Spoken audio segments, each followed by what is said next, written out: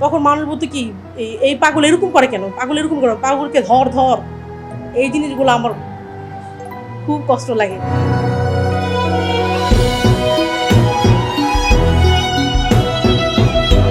আমার বিয়ে হয়েছে কিন্তু আসলে আমার ভাইয়ের জন্য আসলে আমি যেতে পারি না। আমার হাজবেন্ডকে নিয়ে আলাদা সংসার করব, এই জিনিসটা আমার কখনো মাথায়ই আসে না। মাঝে মাঝে চিন্তা করি যে আমি আমার মা অবর্তমানে আমি অবর্তমানে আমার ভাইকে কে দেখবে?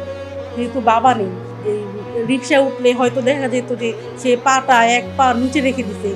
আর চলন্ত রিক্সা অ্যাক্সিডেন্ট হতে পারে। তাও মানুষ বলত যে এই ছেলেটা কি পাগল নাকি? এরকম করে কেন? আমি বলি যে আপনাদের কেউ ধরা লাগবে না। আমার ভাইকে আমিই ধরবো। কিন্তু আপনারা পাগল করবেন না তাকে। আমি বলি যে আপনাদের কেউ ধরা লাগবে না। আমার ভাইকে আমিই ধরবো। কিন্তু আপনারা পাগল করবেন না তাকে। এটা তো অনেকে বুঝে না। আশেপাশে অনেকে যাদের নাই তারা কিন্তু এই বাচ্চাদের এটা বুঝে না।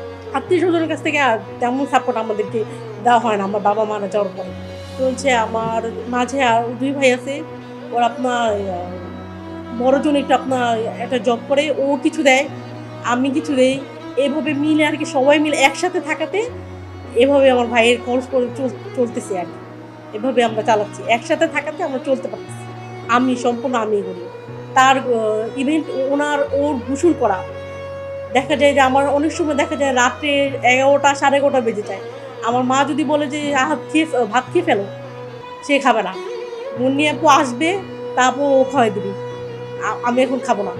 আর কি সেও আমার প্রতি খুব ইয়ে হয়ে গেছে। সে অপেক্ষা করে থাকে আমি তাকে কখন গোসল করাই দিব, তাকে আমি কখন খাওয়াই দিব, এই অপেক্ষায় সে থাকে।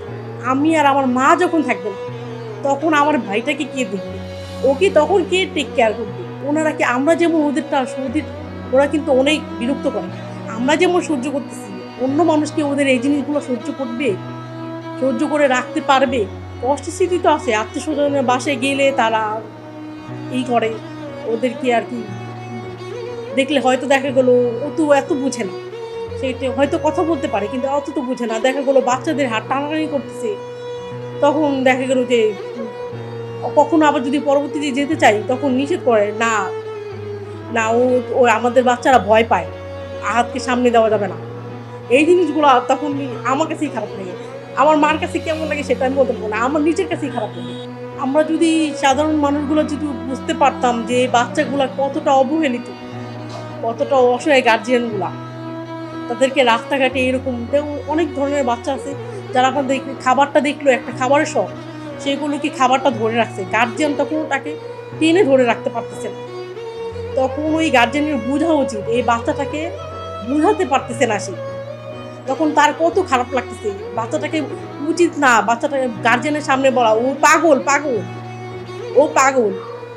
করিস না, ওকে ধরিস না, ওর সাথে খেলিস না, ওকে এটা করিস না।"